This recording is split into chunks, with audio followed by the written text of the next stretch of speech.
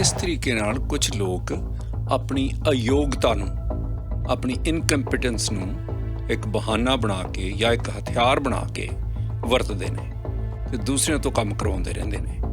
ਔਰ ਰਿਸ਼ਤਿਆਂ ਦੇ ਵਿੱਚ ਵੀ ਇਹ ਕੁਛ ਹੋ ਰਿਹਾ ਹੈ, ਪਰਿਵਾਰਾਂ ਦੇ ਵਿੱਚ ਵੀ ਇਹ ਹੁੰਦਾ ਰਹਿੰਦਾ ਕਿ ਐਵੇਂ ਕਹਿ ਦੇਣਾ ਮੇਰੇ ਤੋਂ ਤਾਂ ਇਹ ਹੋਣਾ ਨਹੀਂ ਗਾ, ਮੈਂ ਕਰ ਦਿੰਦਾ ਪਰ ਇਹ ਠੀਕ ਨਹੀਂ ਹੋਣਾ, ਦੇਖ ਲਿਓ ਤੁਸੀਂ।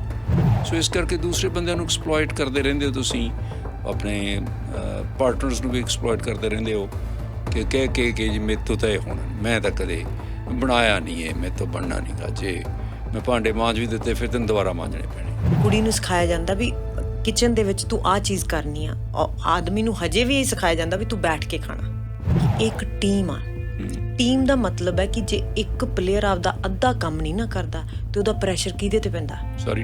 ਸਾਰੀ ਟੀਮ ਤੇ ਪੈਂਦਾ। ਜਦੋਂ ਅਸੀਂ ਕੋਈ ਗੇਮ ਵੀ ਵੇਖਦੇ ਹਾਂ ਤੇ ਸਾਨੂੰ ਪਤਾ ਜੇ ਇੱਕ ਦੋ ਪਲੇਅਰ ਵੀ ਮਾੜੇ ਹੋਣ ਨਾ ਉਸ ਟੀਮ ਦੇ ਵਿੱਚ ਤੇ ਤੁਸੀਂ ਦੇਖੋ ਸਾਰੀ ਟੀਮ ਭੁਗਤਦੀ ਆ।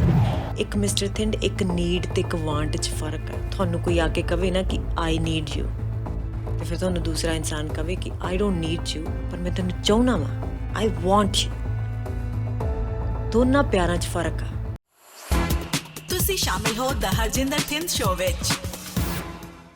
ਕਿਸ ਤਰੀਕੇ ਨਾਲ ਕੁਝ ਲੋਕ ਆਪਣੀ ਅਯੋਗਤਾ ਨੂੰ, ਆਪਣੀ ਇਨਕੰਪੀਟੈਂਸ ਨੂੰ ਇੱਕ ਬਹਾਨਾ ਬਣਾ ਕੇ ਜਾਂ ਇੱਕ ਹਥਿਆਰ ਬਣਾ ਕੇ ਵਰਤਦੇ ਨੇ ਅਤੇ ਦੂਸਰਿਆਂ ਤੋਂ ਕੰਮ ਕਰਵਾਉਂਦੇ ਰਹਿੰਦੇ ਨੇ।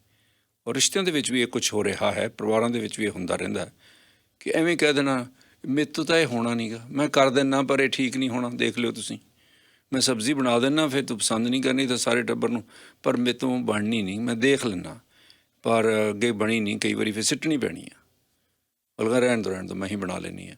ਹੁਣ ਇਸ ਤਰ੍ਹਾਂ ਦੀ ਜਿਹੜੀ ਹੋਰ ਬਹਾਨੇਬਾਜ਼ੀ ਅਤੇ ਇਹ ਪਾਖੰਡ ਵੀ ਨੇ, ਕਈ ਜਾਣ ਬੁੱਝ ਕੇ ਵੀ ਕਰ ਦਿੰਦੇ ਨੇ। ਉਹ ਕਰ ਸਕਦੇ ਹੁੰਦੇ ਨੇ, ਕਰਨਾ ਨਹੀਂ ਚਾਹੁੰਦੇ ਕਿਉਂਕਿ ਫਿਰ ਬਾਅਦ ਦੇ ਵਿੱਚ ਸਾਰਿਆਂ ਦੀ ਐਕਸਪੈਕਟੇਸ਼ਨ ਵੱਧ ਜਾਂਦੀ ਹੈ। ਕੰਮਾਂ 'ਤੇ ਬਹੁਤ ਵਾਰੀ ਇਸ ਤਰ੍ਹਾਂ ਹੁੰਦਾ ਜਿੱਥੇ ਖਾਸ ਤੌਰ ਦੇ ਉੱਤੇ 8-10 ਕੰਮ ਹੈ ਜਾਂ 20 ਕੰਮ ਹੈ, ਜਿੱਥੇ ਗਰੁੱਪ ਕੰਮ ਕਰਦਾ ਹੈ, ਬਹੁਤ ਸਾਰੇ ਥਾਵਾਂ 'ਤੇ ਪੂਰੀ ਦੀ ਪੂਰੀ ਸ਼ਿਫਟ ਹੈ, ਸੁਪਰਵਾਈਜ਼ਰ ਤੁਹਾਡੀ ਜ਼ਿੰਮੇਵਾਰੀ ਲਾ ਦਿੰਦਾ ਕਿ ਉਹ ਲੀਕ ਆ ਜਿਹੜਾ ਓਵਰਫਲੋ ਨਹੀਂ ਹੋਣਾ ਚਾਹੀਦਾ। ਉਹ ਕਹਿੰਦੇ ਠੀਕ ਹੈ ਜੀ, ਚੰਗਾ ਵਰਕਰ ਹੈ ਜਿਹੜਾ ਉਹ ਓਵਰਫਲੋ ਨੂੰ ਰੋਕੇਗਾ। ਬੇਸ਼ੱਕ ਉਹ ਓਵਰਫਲੋ ਰੋਕਣ ਦਾ ਮਾਹਰ ਨਹੀਂ ਹੈ, ਲੇਕਿਨ ਇੱਕ ਕਾਮਨ ਸੈਂਸ ਹੈ। ਔਰ ਦੂਸਰੇ ਇੰਪਲੋਈ ਨੂੰ ਲਾ ਦਿਓ ਕਿਉਂਕਿ ਉਹ ਫਿਰ ਜਦੋਂ ਵਧੀਆ ਕੰਮ ਕਰਦਾ ਜ਼ਿੰਮੇਵਾਰੀ ਨਾਲ, ਰੋਜ਼ ਹੀ ਸੁਪਰਵਾਈਜ਼ਰ ਉਹਦੀ ਵਾਰੀ ਲਾ ਦਿਆ ਕਰੇ। ਸੋ ਇੱਕ ਦਿਨ ਦੂਸਰੇ ਕਿਸੇ ਹੋਰ ਵਿਅਕਤੀ ਦੀ ਆ ਗਈ, ਉਹ ਔਖਾ ਕੰਮ ਸੀ। ਜਦੋਂ ਉਹਨੂੰ ਕਿਹਾ ਗਿਆ ਕਿ ਅੱਜ ਤੇਰੀ ਵਾਰੀ ਆ ਗਈ, ਤੂੰ ਅੱਗੇ ਟੀਚਰਾਂ ਕਰਦਾ ਸੀ, ਉਹ ਕਹਿੰਦਾ ਦੇਖਣਾ ਤੁਸੀਂ। ਉਹਨੇ ਜਾਣ ਬੁੱਝ ਕੇ ਕਈ ਵਾਰੀ ਓਵਰਫਲੋ ਹੋਣ ਦਿੱਤਾ ਉਹ ਸਿਸਟਮ ਸੀ ਜਿਹੜਾ, ਔਰ ਸੁਪਰਵਾਈਜ਼ਰ ਨੇ ਫੌਰਨ ਉਹਨੂੰ ਹਟਾ ਕੇ ਆਪਣੀ ਨੋਰਮਲ ਡਿਊਟੀ 'ਤੇ ਲਾ ਦਿੱਤਾ। ਕਿਉਂ? ਉਹ ਕਹਿੰਦਾ ਨਾ ਉੱਤੇ ਤੋਂ ਹੋਣਾ ਨਹੀਂ। ਉਹ ਕਹਿੰਦਾ ਮੈਂ ਤੈਨੂੰ ਪਹਿਲਾਂ ਦੱਸਿਆ ਸੀ, ਮੈਂ ਕਦੇ ਕੀਤਾ ਨਹੀਂ ਇਹ, ਹਾਲਾਂਕਿ ਉਹਦੇ ਲਈ ਕੋਈ ਖਾਸ ਟ੍ਰੇਨਿੰਗ ਦੀ ਜ਼ਰੂਰਤ ਨਹੀਂ ਸੀ। ਸੋ ਕਈ ਵਾਰੀ ਇਸ ਤਰ੍ਹਾਂ ਦੀਆਂ ਗੱਲਾਂ ਬਹੁਤ ਹੁੰਦੀਆਂ ਰਹਿੰਦੀਆਂ। ਕਈਆਂ 'ਚ ਤਾਂ ਸੱਚੀ ਮੁੱਚੀ ਅਯੋਗਤਾ ਹੁੰਦੀ ਆ, ਕਈ ਵਾਰੀ ਆਪਣੀ ਯੋਗਤਾ ਨੂੰ ਵੀ ਪ੍ਰਟੈਂਡ ਕਰ ਦੇਣਾ ਕਿ ਮੇਰੇ 'ਚ ਯੋਗਤਾ ਹੈ ਨਹੀਂ ਗੀ, ਕਿਉਂਕਿ ਕੰਮ ਕਰਨਾ ਪੈਂਦਾ ਉਹਦੇ ਵਿੱਚ। ਸੋ ਇਸ ਕਰਕੇ ਦੂਸਰੇ ਬੰਦਿਆਂ ਨੂੰ ਐਕਸਪਲੋਇਟ ਕਰਦੇ ਰਹਿੰਦੇ ਹੋ ਤੁਸੀਂ, ਆਪਣੇ ਪਾਰਟਨਰਸ ਨੂੰ ਵੀ ਐਕਸਪਲੋਇਟ ਕਰਦੇ ਰਹਿੰਦੇ ਹੋ ਕਿ ਕਹਿ ਕੇ ਜੀ ਮੇਰੇ ਤੋਂ ਤਾਂ ਇਹ ਹੋਣਾ ਨਹੀਂ, ਮੈਂ ਤਾਂ ਕਦੇ ਬਣਾਇਆ ਨਹੀਂ, ਇਹ ਮੇਰੇ ਤੋਂ ਬਣਨਾ ਨਹੀਂ ਗਾ, ਜੇ ਮੈਂ ਭਾਂਡੇ ਮਾਂਜ ਵੀ ਦਿੱਤੇ ਫਿਰ ਤੈਨੂੰ ਦੁਬਾਰਾ ਮਾਂਜਣੇ ਪੈਣੇ ਆ, ਮੈਂ ਮਾਂਜੇ ਨਹੀਂ ਕਦੇ। ਸੋ ਇਸ ਸਿਸਟਮ ਦੇ ਵਿੱਚ ਕਾਫੀ ਜਿਹੜੀਆਂ ਬਰੀਕੀਆਂ ਨੇ, ਲੇਕਿਨ ਮਨੋਵਿਗਿਆਨਕ ਤੌਰ ਦੇ ਉੱਤੇ ਇਸ ਨੂੰ ਕਿਸ ਨਜ਼ਰੀਏ ਤੋਂ ਦੇਖਦੇ ਨੇ ਪਲਵਿੰਦਰ ਕੌਰ ਗਿੱਲ ਜੀ ਮੇਰੇ ਨਾਲ ਨੇ। ਉਹ ਵੈਪਨਾਈਜ਼ਡ ਇਨਕੰਪੀਟੈਂਸ ਕਿਵੇਂ ਚੱਲਦੀ ਹੈ? ਦੇਖੋ ਮਿਸਟਰ ਥਿੰਡ, ਇਹਦਾ ਮਤਲਬ ਹੈ ਕਿ ਜਿਹੜੀ ਚੀਜ਼ ਸਾਨੂੰ ਆਉਂਦੀ ਨਹੀਂ ਉਹਦੇ ਅਸੀਂ ਬਹਾਨੇ ਲਾਉਣੇ ਕਿਸੇ ਨੂੰ ਕਰਨ ਵਾਸਤੇ। ਸਪੈਸ਼ਲੀ ਜੇ ਅਸੀਂ ਆਪਣੇ ਘਰਾਂ ਦੇ ਵਿੱਚ ਵੀ ਵੇਖ ਲਈਏ ਜਾਂ ਆਪਦੇ ਰਿਸ਼ਤਿਆਂ ਦੇ ਵਿੱਚ ਵੇਖ ਲਈਏ, ਇਹਦਾ ਮਤਲਬ ਹੈ ਕਿ ਜਦੋਂ ਕੋਈ ਇੱਕ ਨਵੀਂ ਸਕਿੱਲ ਆ ਜਿਹੜੀ ਸਾਥੋਂ ਰਿਕੁਆਇਰ ਕੀਤੀ ਜਾ ਰਹੀ ਹੈ ਸਿੱਖਣ ਵਾਸਤੇ, ਪਰ ਅਸੀਂ ਸਿੱਖਣਾ ਨਹੀਂ ਚਾਹੁੰਦੇ। ਕਿਉਂਕਿ ਜਿਵੇਂ ਆਪਾਂ ਪਹਿਲਾਂ ਵੀ ਇੱਕ ਬ੍ਰੇਨ ਪੈਟਰਨ ਦੀਆਂ ਗੱਲਾਂ ਕੀਤੀਆਂ ਵਾ ਕਿ ਦਿਮਾਗ ਨੂੰ ਸਾਡੇ ਨੂੰ ਉਹ ਚੀਜ਼ ਕਰਨੀ ਸੌਖੀ ਲੱਗਦੀ ਹੈ ਜਿਹੜੀ ਇਹਨੇ ਸਦੀਆਂ ਤੋਂ ਸ਼ੁਰੂ ਤੋਂ ਕੀਤੀ ਆ। ਉਹਦੇ ਵਿੱਚ ਕੋਈ ਸ਼ੱਕ ਨਹੀਂ, ਇਹਨੂੰ ਉਹ ਚੀਜ਼ ਆਟੋਮੈਟਿਕ ਡੀਫਾਲਟ ਸਿਸਟਮ ਇਹਨੂੰ ਚੰਗਾ ਲੱਗਦਾ ਵਾ। ਸਮਝੋ ਤੁਸੀਂ ਰੋਜ਼ ਰੈਡ FM ਆਉਂਦੇ ਹੋ, ਤੁਹਾਨੂੰ ਅਸੀਂ ਇੱਕ ਰਾਹ ਰਟਿਆ ਵਿਆ, ਤੁਸੀਂ ਉਸੇ ਰਾਹ ਹੀ ਆਉਂਦੇ ਹੋਵੋਗੇ। ਕੋਈ ਐ ਨਹੀਂ ਕਿ ਵੀ ਅੱਜ ਕੋਈ ਰੋਜ਼ ਵੱਖਰਾ ਲਈਏ, ਰੋਜ਼ ਐਗਜ਼ੈਕਟਲੀ। ਪਰ ਜੇ ਕੱਲ੍ਹ ਨੂੰ ਬਣ ਵੀ ਗਿਆ, ਸੋ ਇਹਦਾ ਮਤਲਬ ਹੈ ਕਿ ਸਾਡਾ ਦਿਮਾਗ ਵਿਕਸਿਤ ਉਦੋਂ ਜ਼ਿਆਦਾ ਹੁੰਦਾ ਜਦੋਂ ਇਹ ਕੁਛ ਸਿੱਖਦਾ। ਅੱਛਾ ਜੀ। ਹਾਂਜੀ, ਸਾਡੇ ਦਿਮਾਗ ਦੀ ਜਿਹੜਾ ਫਲੈਕਸੀਬਿਲਿਟੀ ਉਹ ਜ਼ਿਆਦਾ ਵੱਧਦੀ ਹੈ। ਸਾਡਾ ਦਿਮਾਗ ਇੱਕ ਬਹੁਤ ਫਲੈਕਸੀਬਲ ਔਰਗਨ ਹੈ। ਇਹਦਾ ਮਤਲਬ ਹੈ ਕਿ ਉਹਦੇ ਵਿੱਚ ਬਦਲਾਵ, ਉਹਦੇ ਵਿੱਚ ਬਦਲਣ ਦੀਆਂ ਬਹੁਤ ਸੰਭਾਵਨਾ ਜ਼ਿਆਦਾ ਆ। ਸੋ ਇਸ ਕਰਕੇ ਪਰ ਜਦੋਂ ਸਿੱਖਣਾ ਪਵੇ ਉੱਥੇ ਸਾਡੇ ਦਿਮਾਗ ਦਾ ਜ਼ੋਰ ਲੱਗਦਾ। ਐਂਡ ਜ਼ੋਰ ਅਸੀਂ ਜਿਵੇਂ ਤੁਸੀਂ ਕਿਹਾ ਕਿ ਬਹਾਨੇਬਾਜ਼ੀ ਫੋਰ ਐਗਜ਼ਾਮਪਲ ਵਰਕ ਪਲੇਸ ਕਿਤੇ ਵੀ ਹੋਵੇ, ਅਸੀਂ ਲਾਉਣਾ ਨਹੀਂ ਚਾਹੁੰਦੇ, ਸਾਨੂੰ ਐਵੇਂ ਕਿ ਉਹੀ ਡਿਫਾਲਟ ਸਿਸਟਮ ਸਾਡਾ ਚੱਲੀ ਜਾਵੇ, ਰਾਈਟ। ਪਰ ਜਿਹੜੇ ਲੋਕ ਸਿੱਖਦੇ ਉਹ ਸਿੱਖਦੇ ਵੀ ਆ, ਹੈ ਨਾ। ਹਾਂ, ਸੋ ਹੁਣ ਜੇ ਆਪਾਂ ਵੈਸੇ ਜੇ ਆਪਾਂ ਇਸ ਦੀ ਗੱਲ ਕਰੀਏ ਕਿ ਜ਼ਿਆਦਾ ਜੈਂਡਰ ਬੇਸਡ ਹੈ, ਜਿਵੇਂ ਔਰਤਾਂ, ਜਿਵੇਂ ਘਰ ਦੇ ਕੰਮਾਂ ਦੇ ਵਿੱਚ ਆਪਾਂ ਔਰਤਾਂ ਨੂੰ ਮੂਹਰੇ ਰੱਖਦੇ ਹਾਂ ਵੀ ਤੇਥੋਂ ਹੀ ਇਹ ਕੰਮ ਹੋਣਾ, ਮੇਥੋਂ ਨਹੀਂ ਹੋਣਾਗਾ। ਜਿਵੇਂ ਤੁਸੀਂ ਕਿਹਾ ਸਬਜ਼ੀ ਤੇਥੋਂ ਹੀ ਬਣਨੀ ਵਧੀਆ, ਤੂੰ ਹੀ ਦਾਲ ਵਧੀਆ ਸਵਾਦ ਬਣਾਉਣੀ, ਮੇਥੋਂ ਕਿੱਥੇ ਬਣਨੀ ਆ। ਜੇ ਆਪਾਂ ਸ਼ੁਰੂ ਤੋਂ ਮਿਸਟਰ ਥਿੰਡ ਜੇ ਪਿੱਛੇ ਜਾ ਕੇ ਹਿਸਟਰੀ ਦੇਖੀਏ ਨਾ, ਕਿ ਉਦੋਂ ਲੋਕਾਂ ਦੇ, ਜਿਵੇਂ ਆਪਾਂ ਆਫੇਅਰ ਵੀ ਗੱਲ ਕਰ ਰਹੇ ਸੀਗੇ, ਉਦੋਂ ਲੋਕਾਂ ਦੇ ਰੋਲ ਪੱਕੇ ਸੀ। ਆਦਮੀ ਤੇ ਔਰਤ ਦਾ, ਇੱਕ ਪਤਨੀ ਦਾ ਰੋਲ ਸੀ ਉਹ ਪੱਕਾ ਸੀ ਕੰਧ ਵਾਂਗੂ, ਵੀ ਉਹਨੇ ਆਹ ਕਰਨਾ ਤੇ ਉਹਨੇ ਇਸ ਰੋਲ ਤੋਂ ਪਾਸੇ ਨਹੀਂ ਜਾਣਾ। ਇੱਕ ਆਦਮੀ ਦਾ ਵੀ ਰੋਲ ਪੱਕਾ ਸੀ, ਸਮਝੋ। ਹੁਣ ਜਿਵੇਂ ਜਿਵੇਂ ਅਸੀਂ ਮਾਡਰਨ ਸੁਸਾਇਟੀ 'ਚ ਆ ਰਹੇ ਹਾਂ ਨਾ, ਉਹ ਰੋਲ ਟੁੱਟਦੇ ਜਾ ਰਹੇ ਤੇ ਉਹ ਕੰਧ ਮਿਟਦੀ ਜਾ ਰਹੀ ਆ। ਰੋਲ ਬਦਲ ਰਹੇ ਨੇ ਤੇ ਓਵਰਲੈਪ ਹੋ ਰਹੇ ਨੇ। ਓਵਰਲੈਪ ਦਾ ਮਤਲਬ ਹੈ ਕਿ ਜਿਵੇਂ ਆਪਾਂ ਗੱਲ ਕਰ ਰਹੇ ਸੀਗੇ ਕਿ ਰਾਤ ਨੂੰ ਜੇ ਬੱਚਾ ਰਾਤ ਨੂੰ ਰੋਂਦਾ ਵਾ ਦੁੱਧ ਲਈ, ਹੁਣ ਇਹ ਨਹੀਂ ਪਤਾ ਵੀ ਉਹਨੂੰ ਮਾਂ ਪਿਆਊਗੀ ਕਿ ਪਿਓ ਪਿਆਊਗਾ। ਐਜ਼ ਮਾਡਰਨਾਈਜ਼ ਤੇ ਲੜਾਈ ਹੋ ਵੀ ਸਕਦੀ ਆ। ਹੁਣ ਉਹ ਕਹਿੰਦੇ ਲੜਾਈ ਘਰ ਦੇ ਕੰਮਾਂ ਕਰਕੇ ਜ਼ਿਆਦਾ ਹੁੰਦੀ ਆ। ਕਿਉਂਕਿ ਹੁਣ ਫਲੈਕਸੀਬਿਲਿਟੀ ਆ, ਹੁਣ ਦੋਨੇ ਰੋਲ ਟੁੱਟ ਰਹੇ ਨੇ। ਕਿਉਂਕਿ ਪਹਿਲਾਂ ਤਾਂ ਅੱਜ ਤੋਂ ਬਾਅਦ 30-35 ਸਾਲ ਪਹਿਲਾਂ ਜਦੋਂ ਮਾਂ ਨੇ ਹੀ ਦੁੱਧ ਪਿਲਾਉਣਾ ਤੇ ਉੱਥੇ ਲੜਾਈ ਹੁੰਦੀ ਨਹੀਂ ਸੀ। ਹੁਣ ਐਕਸਪੈਕਟੇਸ਼ਨ ਇਹ ਵੀ ਆ ਵੀ ਤੂੰ ਵੀ ਪਿਲਾ ਸਕਦਾ ਉੱਠ ਕੇ, ਇਹ ਤਾਂ ਕੋਈ ਕਾਰੀਗਰੀ ਨਹੀਂ। ਐਗਜ਼ੈਕਟਲੀ। ਐਂਡ ਉਹਦਾ ਮੇਨ ਰੀਜ਼ਨ ਇਹ ਹੈ ਕਿ ਔਰਤਾਂ ਵਰਕ ਫੋਰਸ ਦੇ ਵਿੱਚ ਆਈਆਂ, ਔਰਤਾਂ ਫਾਈਨੈਂਸ਼ੀਅਲ, ਉਹਦੇ ਨਾਲ ਵੀ ਇਕੁਇਲਿਬਰੀਅਮ ਸ਼ਿਫਟ ਹੋਇਆ। ਕਿਉਂਕਿ ਇੱਕ ਤਾਂ ਸਿਸਟਮ ਚੱਲਦਾ ਸੀ ਨਾ, ਆਦਮੀ ਬਾਹਰੋਂ ਕਮਾਉਣ ਲਿਆਉਂਦਾ ਸੀ ਤੇ ਔਰਤ ਘਰ ਦਾ ਕੰਮ ਕਰਦੀ ਸੀ, ਸਫਾਈ ਕਰਦੀ ਸੀ। ਆਦਮੀ ਤੋਂ ਐਕਸਪੈਕਟ ਨਹੀਂ ਸੀ ਕੀਤੀ ਜਾਂਦੀ ਵੀ ਤੁਸੀਂ ਕੱਪੜੇ ਧੋਣੇ ਆ, ਲਾਂਡਰੀ ਕਰਨੀ ਆ, ਤੁਸੀਂ ਘਰੇ ਆ ਕੇ ਸਾਫ਼ ਸਫਾਈ ਕਰਨੀ ਆ। ਇਹ ਨਹੀਂ ਸੀ ਪਹਿਲਾਂ। ਇਹ ਪਤਾ ਸੀ ਵੀ ਜੇ ਕੋਈ ਆਦਮੀ ਕਰਦਾ ਵੀ ਸੀ ਇਹ ਕੰਮ, ਉਹਨੂੰ ਆਊਟਕਾਸਟ, ਉਹਨੂੰ ਆਈਸੋਲੇਟ ਕੀਤਾ ਜਾਂਦਾ ਸੀ ਸੁਸਾਇਟੀ ਵੱਲੋਂ। ਸਮਝੋ, ਉਹਨੂੰ ਕਹਿੰਦੇ ਸੀਗੇ ਵੀ ਤੂੰ ਉਹਦੀ ਘਰ ਵਾਲੀ ਦੀ ਜ਼ਿਆਦਾ ਸੁਣਦਾ ਹੈ। ਇੱਦਾਂ ਦੇ ਕੋਈ ਵੀ ਹਜੇ ਵੀ ਆਪਣੇ ਐਗਜ਼ੈਕਟਲੀ ਹਜੇ ਵੀ ਆਪਣੇ। ਸੋ ਇਹਦਾ ਮਤਲਬ ਵੀ ਜਿਹੜੀ ਚੀਜ਼ ਸੋਸਾਇਟੀ ਨੇ ਸਾਨੂੰ ਰੋਲ ਦਿੱਤਾ ਵਾ, ਜੇ ਅਸੀਂ ਉਹ ਰੋਲ ਤੋਂ ਬਾਹਰ ਜਾ ਕੇ ਕਰਦੇ ਹਾਂ ਤਾਂ ਸੋਸਾਇਟੀ ਵੀ ਸਾਨੂੰ ਤਾਣੇ ਮਾਣੇ ਮਾਰਦੀ ਆ, ਸਮਝਦੇ ਹੋ। ਸੋ ਬਿਕਾਜ਼ ਉਹਦੇ ਕਰਕੇ, ਕਿਉਂਕਿ ਤੁਸੀਂ ਦੇਖੋ ਵੀ ਜਿਸ ਘਰ ਦੇ ਵਿੱਚ ਇੱਕ ਔਰਤ, ਇੱਕ ਕੁੜੀ ਦੀ ਪਰਵਰਿਸ਼ ਹੁੰਦੀ ਤੇ ਆਦਮੀ ਦੀ, ਤੇ ਬਹੁਤ ਵੱਖਰੀ ਹੁੰਦੀ ਸਾਡੇ ਕਲਚਰ 'ਚ। ਕੁੜੀ ਨੂੰ ਪਾਣੀ ਚੱਕ ਕੇ ਸਿਖਾਇਆ ਜਾਂਦਾ ਵੀ ਤੂੰ ਕਿਸੇ ਨੂੰ ਦੇਣਾ, ਮੁੰਡੇ ਨੂੰ ਸਿਖਾਇਆ ਜਾਂਦਾ ਵੀ ਤੂੰ ਮੰਗਣਾ ਬੈਠ ਕੇ, ਸਮਝਦੇ ਹੋ। ਕੁੜੀ ਨੂੰ ਸਿਖਾਇਆ ਜਾਂਦਾ ਵੀ ਕਿਚਨ ਦੇ ਵਿੱਚ ਤੂੰ ਆਹ ਚੀਜ਼ ਕਰਨੀ ਆ। ਆਦਮੀ ਨੂੰ ਹਜੇ ਵੀ ਇਹ ਸਿਖਾਇਆ ਜਾਂਦਾ ਵੀ ਤੂੰ ਬੈਠ ਕੇ ਖਾਣਾ, ਸਮਝਦੇ ਹੋ। ਸੋ ਉਹ ਜਿਹੜੇ ਆਦਮੀਆਂ ਦੀ, ਜੇ ਆਪਾਂ ਜੈਂਡਰ ਬੇਸਡ ਕਰੀਏ, ਉਹਨਾਂ ਨੇ ਆਲਰੇਡੀ ਸਿੱਖਿਆ ਹੋਇਆ ਵਾ ਵੀ ਸਾਡੀ ਇਹ ਪੋਜੀਸ਼ਨ ਆ, ਐਂਡ ਉਹ ਉਸੇ ਪੋਜੀਸ਼ਨ ਤੋਂ ਚਲੇ ਆ ਰਹੇ ਨੇ। ਤੇ ਉਹਨਾਂ ਲਈ ਦੂਜੀ ਥਾਂ ਤੇ ਜਾਣਾ ਉਹਨਾਂ ਨੂੰ ਔਖਾ ਲੱਗਦਾ, ਉਹਨਾਂ ਦਾ ਦਿਮਾਗ ਐਕਸੈਪਟ ਨਹੀਂ ਕਰਦਾ। ਹੁਣ ਜਦੋਂ ਰੋਲ ਬਦਲ ਰਹੇ ਨੇ ਜਾਂ ਓਵਰਲੈਪ ਹੋ ਰਹੇ ਨੇ ਜਾਂ ਉਹ ਮੋਲਡ ਟੁੱਟ ਰਿਹਾ, ਤਾਂ ਉਹ ਬਹਾਨੇਬਾਜ਼ੀ ਜਿਹੜੀ ਕਰ ਰਹੇ ਆ। ਵਰਨਾ ਜਿਹੜੇ ਸਾਰੇ ਹੀ ਕੰਮ ਨੇ ਜਿਹੜੀ ਇੱਕ ਔਰਤ ਕਰ ਸਕਦੀ ਆ, ਤੁਸੀਂ ਅੱਜ ਗਲਤ ਕਰ ਦੋਗੇ, ਕੱਲ੍ਹ ਨੂੰ ਠੀਕ ਕਰ ਲਓਗੇ, ਸਿੱਖ ਲਓਗੇ ਜੀ, ਸਿੱਖ ਹੀ ਲੈ। ਹੁਣ ਜਿਹੜੇ ਯੰਗ ਮੁੰਡੇ ਜਿਹੜੇ ਹੋਰ ਨੇ, ਉਹਨੇ ਸਾਰੇ ਕੰਮ ਉਹ ਸਿੱਖ ਹੀ ਲਏ ਨੇ। ਫਿਰ ਚੇਂਜ ਕਰਨਾ ਜਾਂ ਬੱਚਿਆਂ ਦੀ ਪਰਵਰਿਸ਼ ਦੇ ਵਿੱਚ ਹਿੱਸਾ ਲੈਣਾ, ਜਾਂ ਘਰ ਦੇ ਜਿਹੜੇ ਕਈ ਕੰਮ ਨੇ, ਕਾਜ ਨੇ, ਜਾਂ ਈਵਨ ਕੁਕਿੰਗ ਦੇ ਮਾਸਟਰ ਹੋ ਗਏ ਨੇ ਕਈ ਲੋਕ। ਹੁਣ ਤਾਂ ਆਦਮੀ ਸ਼ੈਫ, ਕੁਕਿੰਗ ਜੌਬਸ ਵੀ ਇਦਾਂ ਦੀਆਂ ਹੈਗੀਆਂ ਵਾ। ਸ਼ੈਫ ਤਾਂ ਪਹਿਲਾਂ ਵੀ ਮਰਦ ਹੀ ਵਧੀਆ ਸ਼ੈਫ ਕਰਦੇ ਸੀ। ਇਹ ਨਹੀਂ ਕਿ ਉਹ ਸਿੱਖ ਨਹੀਂ ਸਕਦੇ ਜਾਂ ਜੈਂਡਰ ਆ। ਇਹਦਾ ਮਤਲਬ ਜਦੋਂ ਸਾਨੂੰ ਪੈਸੇ ਮਿਲਣ ਅਸੀਂ ਕਰ ਵੀ ਸਕਦੇ ਹਾਂ ਕੰਮ, ਰਾਈਟ। ਸੋ ਇਹਦਾ ਮਤਲਬ ਇਹ ਨਹੀਂ ਕਿ ਇਹ ਕੁਕਿੰਗ ਸਿਰਫ ਔਰਤ ਤੇ ਕੀਤੀ ਵੀ ਸੀਗੀ। ਸੋ ਇਹ ਅਸੀਂ ਮੰਨ ਸਕਦੇ ਵੀ ਇਹ ਸਾਡੇ ਜਿਹੜੇ ਪੈਟਰਨ ਆ ਪਿੱਛੋਂ ਤੁਰੇ ਆ ਰਹੇ ਨੇ। ਇਹ ਤਾਂ ਥੋੜ੍ਹੀ ਗੱਲ ਠੀਕ ਆ, ਪਰ ਇਸ਼ੂ ਹੁਣ ਇਹ ਆ ਵੀ ਇਸ ਇਨਕੰਪੀਟੈਂਸ ਜਾਂ ਇਸ ਲੈਕ ਆਫ ਟ੍ਰੇਨਿੰਗ ਜਾਂ ਇਸ ਨਾਮਰਜ਼ੀ ਤੋਂ, ਇਸ ਅਯੋਗਤਾ ਨੂੰ ਹਥਿਆਰ ਬਣਾ ਕੇ ਵਰਤਣਾ, ਫਿਰ ਦੂਸਰੇ ਵਿਅਕਤੀ ਤੋਂ ਵੱਧ ਕੰਮ ਕਰਵਾਈ ਜਾਣਾ ਕਿ ਦੇਖ ਲਾ ਵੀ ਕਹੇ ਤਾਂ ਮੈਂ ਸਬਜ਼ੀ ਬਣਾ ਦਿੰਦਾ, ਪਰ ਫਿਰ ਪਿਛਲੀ ਵਾਰੀ ਵੀ ਸਵਾਦ ਨਹੀਂ ਸੀ ਬਣੀ, ਹੁਣ ਵੀ ਠੀਕ ਨਹੀਂ ਬਣਨੀ, ਫਿਰ ਸਿੱਟਣੀ ਪੈਣੀ ਆ ਅਤੇ ਤੂੰ ਬਣਾ ਲਵੇਂ ਤਾਂ ਠੀਕ ਆ। ਇਹਦਾ ਮਤਲਬ ਇਹੀ ਹੁੰਦਾ, ਇਹਨੂੰ ਵੈਪਨ ਬਣਾ ਲਿਆ ਉਹਨਾਂ ਨੇ। ਪਰ ਜੇ ਤੁਸੀਂ ਚਾਹੋ ਤਾਂ ਸਿੱਖ ਸਕਦੇ ਹੋ, ਪਰ ਇੱਕ ਵਾਰੀ ਖਰਾਬ ਹੋ ਜਾਏਗੀ, ਦੂਜੀ ਵਾਰੀ ਖਰਾਬ ਹੋ ਜਾਏਗੀ। ਪਰ ਇਸ ਨੂੰ ਹਥਿਆਰ ਬਣਾ ਕੇ ਵਰਤ ਲੈਣਾ ਤੇ ਦੂਸਰੇ ਵਿਅਕਤੀ ਨੂੰ ਕਿਉਂ ਉਹਨੂੰ ਪਤਾ ਕਿ ਜੇ ਮੈਂ ਸਬਜ਼ੀ ਬਣਾਉਣ ਲੱਗਿਆ ਸਿੱਖਣ ਲੱਗਿਆ ਜੇ ਗੰਢੇ ਕੱਟਣੇ ਪੈਣੇ ਅੱਖਾਂ 'ਚੋਂ ਪਾਣੀ ਨਿਕਲੇਗਾ ਫਿਰ ਭੁੰਨਣਾ ਪੈਣਾ ਉੱਤੇ ਗਰਮੀਆਂ ਸਟੋਵ ਦੇ ਉੱਤੇ ਤੇ ਆਉਂਦਾ ਇਹ ਤੇ ਨਹੀਂ ਗਾ ਸਿੱਖ ਰਹੇ ਹੋ Yeah. ਔਖੀ ਚੀਜ਼ ਹੈ। ਪਰ ਇਹਨੂੰ ਹਥਿਆਰ ਬਣਾ ਕੇ ਵਰਤਣਾ ਜਿਹੜਾ ਇਹ ਬੇਈਮਾਨੀ ਵਾਲੀ ਗੱਲ ਹੈ। ਦੇਖੋ ਮਿਸਟਰ ਤਿੰਡ ਅਸੀਂ ਜਿਵੇਂ ਮੈਂ ਕਿਹਾ ਗਾ ਕਿ ਜਿਹੜੇ ਡੋਮੈਸਟਿਕ ਜੇਕਰ ਘਰ ਦੇ ਕੰਮ ਆ ਆਦਮੀਆਂ ਨੂੰ ਇਹ ਸਿਖਾਇਆ ਨਹੀਂ ਗਿਆ ਗਾ ਐਂਡ ਬਿਕਾਜ਼ ਉਹਨਾਂ ਨੂੰ ਸਿਖਾਇਆ ਨਹੀਂ ਗਿਆ ਤੇ ਉਹਨਾਂ ਨੂੰ ਲੱਗਦਾ ਕਿ ਸ਼ਾਇਦ ਇਹ ਸਿੱਖਣਾ ਸਾਡੇ ਲਈ ਜ਼ਰੂਰੀ ਵੀ ਨਹੀਂ ਹੈਗਾ। ਪਰ ਜਿਵੇਂ ਜਿਵੇਂ ਹੁਣ ਅਸੀਂ ਵੇਖ ਰਹੇ ਹਾਂ ਵੀ ਆਦਮੀ ਬਹੁਤ ਕੰਮ ਕਰ ਰਹੇ ਨੇ ਪਿਕਅਪ ਕਰ ਰਹੇ ਨੇ। ਜੇ ਤੁਸੀਂ ਇੱਕ ਮੈਰਿਜ ਨੂੰ ਨਾ ਮੈਂ ਅਕਸਰ ਜਦੋਂ ਆਪਦੀ ਕਾਉਂਸਲਿੰਗ ਪ੍ਰੈਕਟਿਸ ਦੇ ਵਿੱਚ ਵੀ ਵੇਖਿਆ ਕਿ ਇਹ ਇੱਕ ਟੀਮ ਆ। ਟੀਮ ਦਾ ਮਤਲਬ ਹੈ ਕਿ ਜੇ ਇੱਕ ਪਲੇਅਰ ਆਪਦਾ ਅੱਧਾ ਕੰਮ ਨਹੀਂ ਨਾ ਕਰਦਾ ਤੇ ਉਹਦਾ ਪ੍ਰੈਸ਼ਰ ਕਿਹਦੇ ਤੇ ਪੈਂਦਾ? ਸਾਰੀ ਟੀਮ ਤੇ ਪੈਂਦਾ। ਜਦੋਂ ਅਸੀਂ ਕੋਈ ਗੇਮ ਵੀ ਵੇਖਦੇ ਹਾਂ ਤੇ ਸਾਨੂੰ ਪਤਾ ਜੇ 1-2 ਪਲੇਅਰ ਵੀ ਮਾੜੇ ਹੋਣ ਨਾ ਉਸ ਟੀਮ ਦੇ ਵਿੱਚ ਤੇ ਤੁਸੀਂ ਦੇਖੋ ਸਾਰੀ ਟੀਮ ਭੁਗਤਦੀ ਆ ਉਹਦਾ ਰਿਜ਼ਲਟ। ਸੋ ਇਵੇਂ ਇੱਕ ਮੈਰਿਜ ਆ, ਇੱਕ ਰਿਲੇਸ਼ਨਸ਼ਿਪ, ਇੱਕ ਫੈਮਿਲੀ ਐਵੇਂ ਆ ਕਿ ਜਦੋਂ ਇੱਕ ਆਪਾਂ ਆਪਦਾ ਬਣਦਾ ਕੰਮ ਜਾਂ ਆਪਦਾ ਹਿੱਸਾ ਨਹੀਂ ਕਰ ਰਹੇ ਤੇ ਉਹ ਪ੍ਰੈਸ਼ਰ ਦੂਜੇ ਟੀਮ ਮੈਂਬਰ ਤੇ ਪਾ ਰਿਹਾ। ਐਂਡ ਮੈਂ ਅਕਸਰ ਜਦੋਂ ਮੈਂ ਆਪਦੇ ਕਾਉਂਸਲਿੰਗ ਦੇ ਵਿੱਚ ਮੈਂ ਆਪਣੇ ਕਲਚਰ ਦੀਆਂ ਔਰਤਾਂ ਨਾਲ ਗੱਲ ਕਰਦੀ ਤੇ ਕਈ ਵਾਰ ਉਹ ਕਹਿਣਗੇ ਸਾਡੇ ਤੋਂ 2 ਬੱਚੇ 3 ਬੱਚੇ ਤੇ ਫਿਰ ਮੈਂ ਉਹਨਾਂ ਨੂੰ ਕਹਿੰਦੀ ਕਿ ਆਪਦਾ ਜਦੋਂ ਡੇ ਦਾ ਉਹ ਸਕੈਜੂਲ ਲੱਗਦੇ ਤੇ ਮੈਂ ਸੋਚਦੀ ਵੀ ਉਹ ਇੱਕ ਆਪਦਾ ਹਸਬੈਂਡ ਵੀ ਪਾਲ ਰਹੀ ਆ ਆਪਦੇ ਬੱਚੇ ਨਾਲ। ਬਿਲਕੁਲ ਉਹ 2 ਬੱਚੇ ਨਹੀਂ ਪਾਲ ਰਹੇ ਐਂਡ ਉਹ ਬਹੁਤ ਹੱਦ ਤੱਕ ਉਹ ਕਹਿੰਦੇ ਆ ਇਹ ਅਸੀਂ ਸੋਚਿਆ ਨਹੀਂ ਇਸ ਬਾਰੇ ਪਰ ਹਾਂ ਸਾਡੇ ਤੀਜਾ ਵੀ ਚੌਥਾ ਵੀ ਬੱਚਾ ਹੈ। ਐਂਡ ਤੁਸੀਂ ਦੇਖੋ ਕਿ ਅਡਲਟ ਨੂੰ ਪਾਲਣਾ ਬਹੁਤ ਔਖਾ ਬੱਚੇ ਨਾਲੋਂ ਕਿਉਂਕਿ ਅਡਲਟ ਕਿਉਂਕਿ ਅਡਲਟ ਤੋਂ ਤੁਹਾਨੂੰ ਇਹ ਵੀ ਐਕਸਪੈਕਟੇਸ਼ਨ ਨੇ ਕਰ ਸਕਦਾ।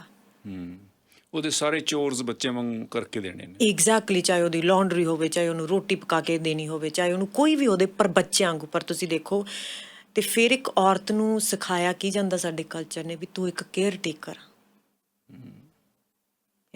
ਐਂਡ ਕੇਅਰ ਟੇਕਰ ਦੇ ਮਾਮਲੇ ਦੇ ਵਿੱਚ ਉਹ ਆਪਦੇ ਆਪ ਨੂੰ ਇੰਨਾ ਐਗਜ਼ੌਸਟ ਕਰ ਲੈਂਦੀ ਆ ਕਿ ਉਹਦਾ ਇੰਪੈਕਟ ਸਾਰੀ ਰਿਲੇਸ਼ਨਸ਼ਿਪ।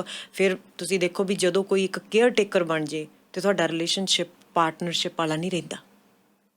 ਤੁਸੀਂ ਫਿਰ ਅਰਦਲੀ ਬਣ ਜਾਂਦੇ ਹੋ। ਐਗਜ਼ੈਕਟਲੀ ਫਿਰ ਤੁਹਾਡਾ ਇੱਕ ਕੇਅਰ ਟੇਕਰ ਆ ਜਿਵੇਂ ਇੱਕ ਮਾਂ-ਬਾਪ ਵਾਲਾ ਰਿਸ਼ਤਾ ਬਣ ਜਾਂਦਾ ਵਾ, ਇੱਕ ਹਸਬੈਂਡ ਵਾਈਫ ਵਾਲਾ ਰਿਸ਼ਤਾ ਨਹੀਂ ਰਹਿੰਦਾ ਤੁਹਾਡਾ। ਔਰ ਦੁਖਾਂਤ ਦੀ ਗੱਲ ਇਹ ਆ ਕਿ ਇਸ ਜਿਹੜੀ ਐਕਸਪਲੋਇਟੇਸ਼ਨ ਆ ਇਸ ਨੂੰ ਇੱਕ ਖੂਬੀ ਬਣਾ ਕੇ ਪੇਸ਼ ਕੀਤਾ ਜਾ ਰਿਹਾ ਕਿ ਤੂੰ ਕਮਾਲ ਹੈ, ਤੂੰ ਹੀ ਇਹ ਕਰ ਸਕਦੀ ਹੈ। ਔਰ ਸੱਚੀ ਕਈ ਔਰਤਾਂ ਇਸ ਜਿਹੜੇ ਇਹ ਚੱਲ ਰਹੀ ਹੈ ਇੱਕ ਕਿਸਮ ਦੀ ਸਿਆਸਤ ਇਸ ਦਾ ਸ਼ਿਕਾਰ ਵੀ ਬਣ ਗਈਆਂ ਕਿਉਂਕਿ ਉਹਨਾਂ ਨੂੰ ਇਹ ਲੱਗਣ ਲੱਗ ਗਿਆ ਸੱਚੀ ਕਿ ਮੈਂ ਬਹੁਤ ਇੰਪੋਰਟੈਂਟ ਹਾਂ। ਦੇਖੋ ਮੇਰੇ ਬਿਨਾਂ ਤਾਂ ਇਹ ਤਿਆਰ ਹੀ ਨਹੀਂ ਹੋ ਸਕਦੇ, ਮੇਰੇ ਬਿਨਾਂ ਤਾਂ ਇਹਨਾਂ ਨੂੰ ਕੱਪੜੇ ਕੌਣ ਦਊਗਾ। ਮੈਂ ਕਈ ਔਰਤਾਂ ਦੇਖੀਆਂ ਨੇ ਜਿਹੜੀਆਂ ਕਿਤੇ ਛੁੱਟੀਆਂ 'ਤੇ ਵੀ ਗਈਆਂ ਹੋਈਆਂ ਨੇ ਜਾਂ ਆਪਣੇ ਪੇਕੇ ਗਈਆਂ ਹੋਈਆਂ ਨੇ ਉੱਥੋਂ ਫੋਨ ਕਰਦੀਆਂ ਕਿ ਫਲਾਣੇ ਥਾਵੇਂ ਫਲਾਨੀ ਚੀਜ਼ ਪਈ ਆ ਉਹ ਕਰ ਲਿਓ, ਫਲਾਣੇ ਥਾਵੇਂ ਫਲਾਨੀ ਚੀਜ਼ ਪਈ ਉਹਨਾਂ ਨੂੰ ਉਹ ਫਿਕਰਮੰਦੀ ਰਹਿੰਦੀ ਆ ਕਿ ਮੇਰੇ ਬਿਨਾਂ ਉਹਨਾਂ ਨੂੰ ਇਸ ਤਰ੍ਹਾਂ ਇੰਪੋਰਟੈਂਟ ਲੱਗਣ ਦਿੱਤਾ ਜਾਂਦਾ ਕਿ ਉਹ ਸਮਝਣ ਲੱਗ ਪੈਂਦੀਆਂ ਨੇ ਕਿ ਇਹ ਕੰਮ ਕਰਕੇ ਮੈਂ ਬਹੁਤ ਵਧੀਆ ਕੰਮ ਕਰ ਰਹੀ ਹਾਂ, ਮੈਨੂੰ ਪ੍ਰਸ਼ੰਸਾ ਮਿਲ ਰਹੀ ਆ, ਉਹਨਾਂ ਦੀ ਪ੍ਰਸ਼ੰਸਾ ਕਰ ਦਿੱਤੀ ਜਾਂਦੀ ਆ। ਪਰ ਬੇਸਿਕਲੀ ਉਹਦੇ ਪਿੱਛੇ ਜਿਹੜੀ ਸਾਜ਼ਿਸ਼ ਹੈ ਉਸ ਤੋਂ ਵੱਧ ਕੰਮ ਕਰਾਉਣ ਦੀ, ਉਸ ਨੂੰ ਨੌਕਰਾਨੀ ਜਾਂ ਆਇਆ ਬਣਾ ਕੇ ਰੱਖਣ ਦੀ ਆ, ਨਾ ਕਿ ਉਸ ਦੀ ਪ੍ਰਸ਼ੰਸਾ ਕਰਨ ਦੀ ਆ। ਸਿੰਸੀਅਰ ਪ੍ਰਸ਼ੰਸਾ ਨਹੀਂ ਇਹਦੇ ਪਿੱਛੇ ਹੈ। ਔਰ ਉਸ ਨੂੰ ਇਹ ਇੱਕ ਫੀਲਿੰਗ ਦੇ ਦਿੱਤੀ ਜਾਂਦੀ ਆ ਕਿ ਯੂ ਆਰ ਗ੍ਰੇਟ, ਤੁਸੀਂ ਹੀ ਇਹ ਕੰਮ ਕਰ ਸਕਦੇ ਹੋ, ਤੁਸੀਂ ਬਹੁਤ ਵਧੀਆ ਕਰ ਰਹੇ ਹੋ। ਔਰ ਕਈ ਵਾਰੀ ਉਹਨੂੰ ਇਹ ਵੀ ਭੁਲੇਖਾ ਪਾ ਦਿੱਤਾ ਜਾਂਦਾ ਜਾਣ ਬੁੱਝ ਕੇ ਕਿ ਇਹ ਪਿਆਰ ਹੈ, ਸਾਡਾ ਪਿਆਰ ਹੈ ਤੇਰੇ ਨਾਲ। ਪਰ ਬੇਸਿਕਲੀ ਤੁਸੀਂ ਆਪਣੀ ਸਾਥਣ ਨੂੰ ਨੌਕਰ ਬਣਾ ਰਹੇ ਹੁੰਦੇ ਹੋ। ਦੇਖੋ ਮਿਸਟਰ ਤਿੰਡ ਜਿਵੇਂ ਤੁਸੀਂ ਕਿਹਾਗਾ ਕਿ ਪਤਾ ਕੀ ਕਈ ਵਾਰ ਜਦੋਂ ਅਸੀਂ ਕਈ ਵਾਰ ਕਈ ਵਾਰ ਜਾਨਵਰ ਵੀ ਕਈ ਵੇਖਿਆ ਉਹ ਗੰਦਗੀ 'ਚ ਜਦੋਂ ਰਹਿਣ ਲੱਗ ਜਾਣ ਤੇ ਉਹਨਾਂ ਨੂੰ ਪਤਾ ਨਹੀਂ ਲੱਗਦਾ ਸਫਾਈ ਕਿੱਦਾਂ ਦੀ ਹੁੰਦੀ ਆ ਕਿਉਂਕਿ ਉਹ ਹੈਬਿਚੁਅਲ ਹੈਬਿਟਸ ਬਣ ਜਾਂਦੀ ਆ। ਸੋ ਇਵੇਂ ਕਈ ਵਾਰ ਜਿਹੜਾ ਮੇ ਬੀ ਕਰੈਕਟ ਐਗਜ਼ਾਮਪਲ ਨਹੀਂ ਹੋਊਗੀ ਪਰ ਜਿਵੇਂ ਔਰਤਾਂ ਅਸੀਂ ਇਸ ਕੇਅਰ ਟੇਕਿੰਗ ਦੇ ਰੋਲ ਦੇ ਵਿੱਚ ਇੰਨੀਆਂ ਜ਼ਿਆਦਾ ਕੰਜ਼ਿਊਮ ਹੋ ਗਈਆਂ, ਬਿਲਕੁਲ ਸਾਨੂੰ ਪਤਾ ਹੀ ਨਹੀਂ ਲੱਗ ਰਿਹਾ ਵੀ ਸਾਡੀ ਬਾਉਂਡਰੀ ਅਗਲੇ ਦੀ ਕਿੱਥੇ ਖਤਮ ਹੁੰਦੀ ਤੇ ਸਾਡੀ ਕਿੱਥੇ ਸਟਾਰਟ ਹੁੰਦੀ, ਅਗਲੇ ਦੀ ਕੇਅਰ ਟੇਕਿੰਗ ਕਿੱਥੇ ਖਤਮ ਹੁੰਦੀ ਤੇ ਸਾਡੀ ਕੇਅਰ ਟੇਕਿੰਗ ਕਿੱਥੇ ਸਟਾਰਟ ਹੁੰਦੀ ਹੈ। ਤੇ ਐਜ਼ ਅ ਰਿਜ਼ਲਟ ਔਰਤਾਂ ਸਾਨੂੰ ਪਤਾ ਹੀ ਨਹੀਂ ਆਪਦੀ ਕੇਅਰ ਟੇਕਿੰਗ ਨਹੀਂ, ਅਸੀਂ ਪਾਲ ਰਹੀਆਂ ਵਾ ਬੱਚੇ ਪਾਲ ਰਹੀਆਂ ਆਪਦੇ ਆਪਦੇ ਘਰ ਦੇ ਵਿੱਚ ਸਾਰੇ ਹੋਰਾਂ ਦੀ ਟੇਕ ਕੇਅਰ ਕਰ ਰਹੀਆਂ ਵਾ, ਸਾਨੂੰ ਨਹੀਂ ਪਤਾ ਵੀ ਸਾਡੀ ਟੇਕ ਕੇਅਰ ਕੌਣ ਕਰ ਰਿਹਾ।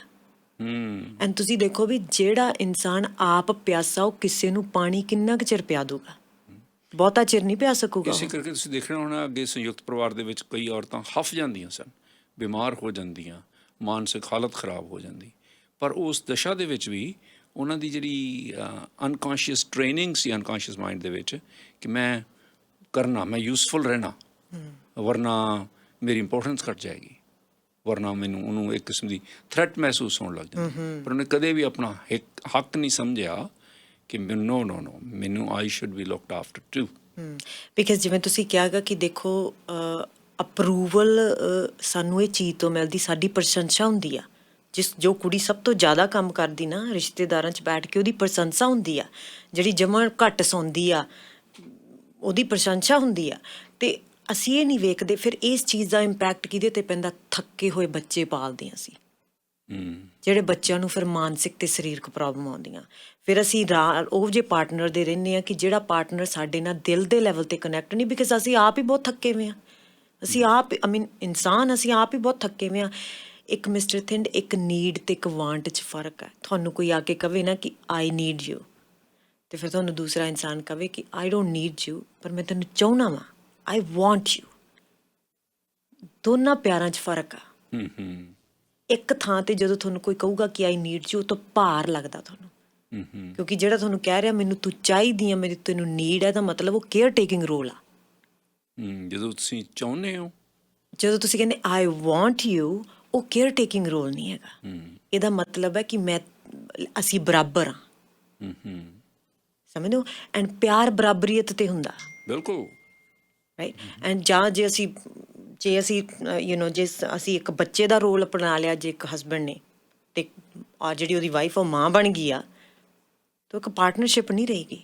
ਰਾਈਟ। ਸੋ ਹੁਣ ਤਾਂ ਉਹ ਉਦੋਂ ਵੀ ਜ਼ਿਆਦਾ ਐਗਜ਼ੌਸਟ ਹੋਊਗੀ, ਕਿਉਂਕਿ ਜਿਹਨੇ ਉਹਨੂੰ ਸਹਾਰਾ ਦੇਣਾ ਸੀ। ਐਂਡ ਅਕਸਰ ਮੈਂ ਆਪਦੀ ਕਾਉਂਸਲਿੰਗ ਪ੍ਰੈਕਟਿਸ ਦੇ ਵਿੱਚ ਔਰਤਾਂ ਥੱਕੀਆਂ ਮਾਨਸਿਕ ਤੌਰ 'ਤੇ, ਸਰੀਰਕ ਤੌਰ 'ਤੇ। ਐਂਡ ਜਦੋਂ ਬੱਚੇ ਮੈਂ 20-21 ਸਾਲ ਦੇ ਮੈਂਟਲੀ ਡਿਸਟਰਬ ਦੇਖਦੀ ਹਾਂ, ਅਤੇ ਤੁਹਾਨੂੰ ਪਤਾ ਲੱਗ ਜਾਂਦਾ ਕਿ ਇਹ ਥੱਕੇ ਹੋਏ ਇਨਸਾਨ ਨੇ ਪਾਲੇ ਵੇ ਆ। ਇਹ ਉਸ ਇਨਸਾਨ ਦੇ ਪਾਲਣ ਪੋਸ਼ਣ ਦਾ ਹਿੱਸਾ, ਜਿਸ ਇਨਸਾਨ ਕੋਲ ਆਪਦੇ ਲਈ ਪਾਲਣ ਪੋਸ਼ਣ ਵਾਸਤੇ ਟਾਈਮ ਨਹੀਂ ਸੀ, ਅਤੇ ਨਾ ਕੋਈ ਉਹਦੇ ਪਾਲਣ ਪੋਸ਼ਣ 'ਤੇ ਸੀ। ਸਮਝੋ? ਸੋ ਇਹ ਬਹੁਤ ਜ਼ਰੂਰੀ ਹੈ ਕਿ ਅਸੀਂ ਇਸ ਸਿਸਟਮ ਨੂੰ ਡੂੰਘਾਈ 'ਚ ਜਾ ਕੇ ਆਪਦੀ ਕੰਡੀਸ਼ਨਿੰਗ, ਇਹ ਸਿਰਫ ਜਿਹੜਾ ਆਪਾਂ ਸੈਸ਼ਨ ਕਰ ਰਹੇ ਹਾਂ ਇਕੱਲਾ ਇਹ 'ਤੇ ਨਹੀਂ ਕਰ ਰਹੇ ਕਿ ਜਿਹੜੇ ਬਹਾਨੇ ਬਣਾਉਂਦੇ ਆ, ਅਸੀਂ ਇਹ 'ਤੇ ਵੀ ਕਰ ਰਹੇ ਹਾਂ। ਅਸੀਂ ਆਪਦੇ ਅੰਦਰ ਨੂੰ ਵੀ ਕਿਵੇਂ ਪਛਾਣਨਾ।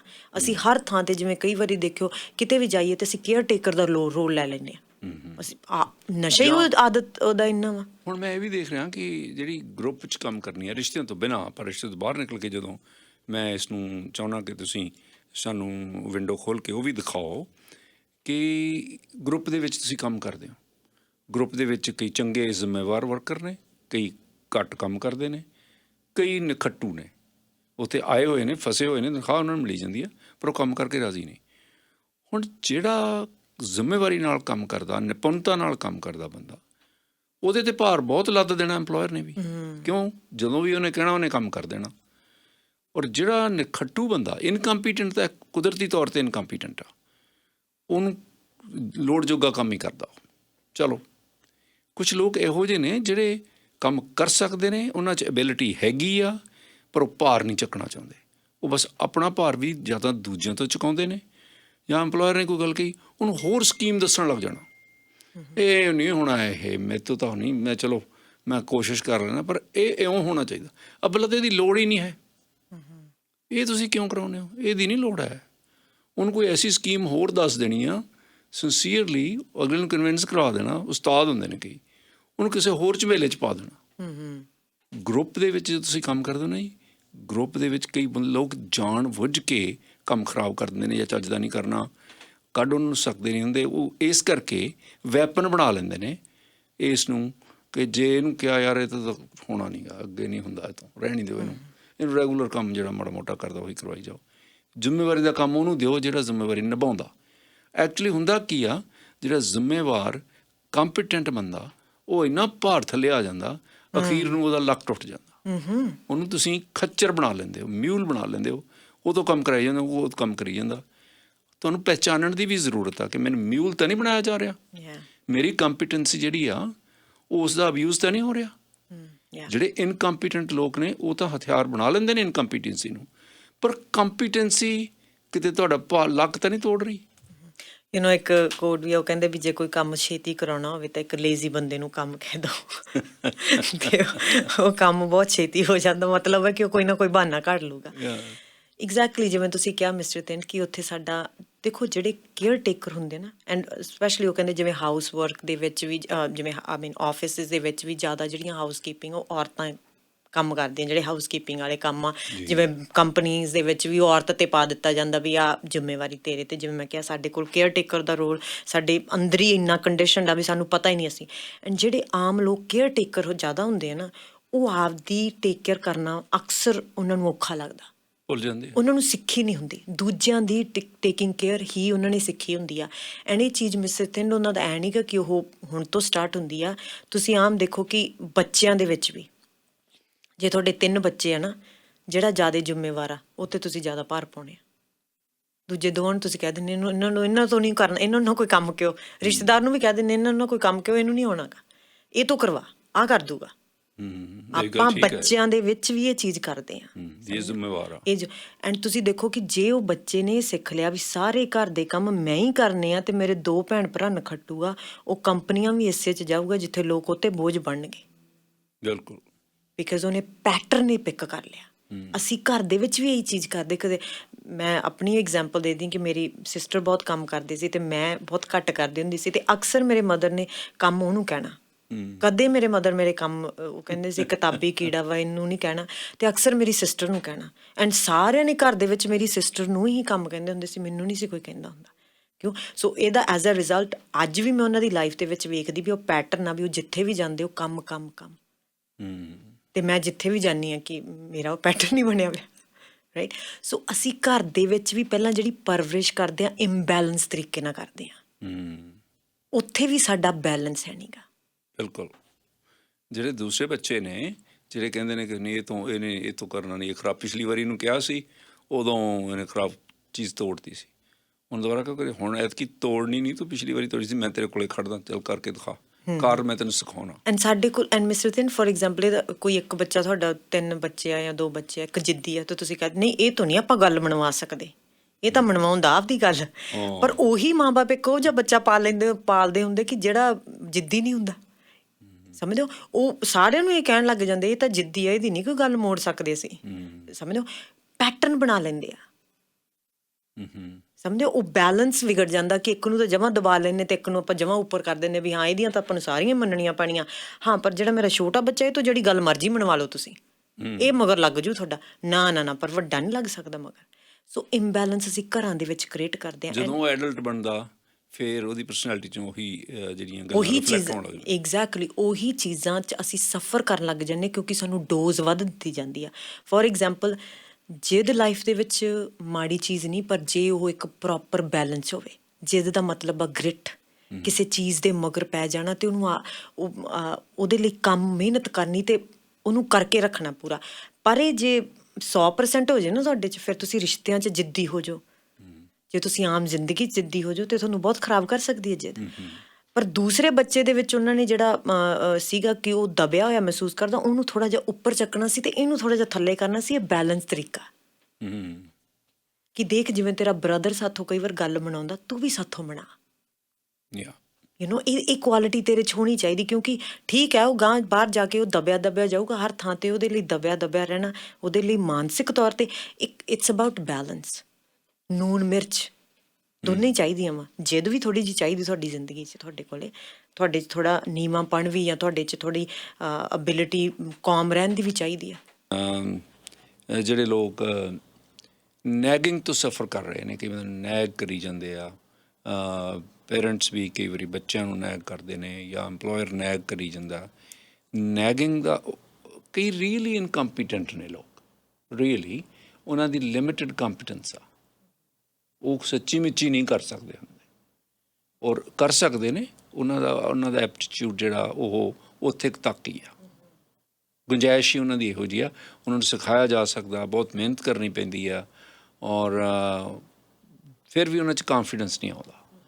ਕਈ ਲੋਕ ਕੁਦਰਤੀ ਜਿਹੜੇ ਆ ਕੰਪੀਟੈਂਟ ਆ, ਇਹ ਤਾਂ ਤੁਸੀਂ ਗੱਲ ਮੰਨੋਗੇ ਨਾ ਵੀ ਸਾਰਿਆਂ ਦਾ IQ ਵੀ ਬਰਾਬਰ ਨਹੀਂ, ਸਾਰਿਆਂ ਦੀਆਂ ਜਿਹੜੀਆਂ ਸਿੱਖਣ ਸ਼ਕਤੀਆਂ ਵੀ ਬਰਾਬਰ ਨਹੀਂ। ਸੋ ਨੈਗਿੰਗ ਉਹਨਾਂ ਲੋਕਾਂ ਨੂੰ ਕਰਨੀ ਕਿੰਨੀ ਕੁ ਮੁਨਾਸਬ ਆ?